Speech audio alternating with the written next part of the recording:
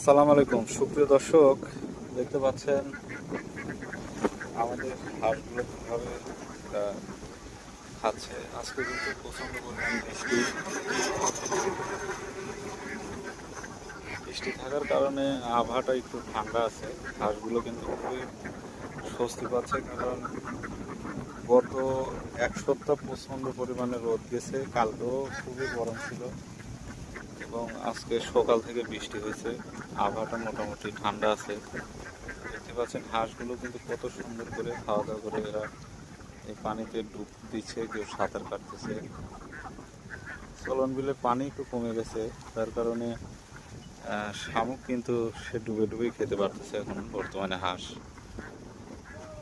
আর আপনারা জানেন যে কালকে ভ্রাম্যমাণ আদালত আসছিল, শামুকের বিষয়ে রেট দিতে আসছিল, তো জরিমানা করছে অনেক শামুকের নৌকা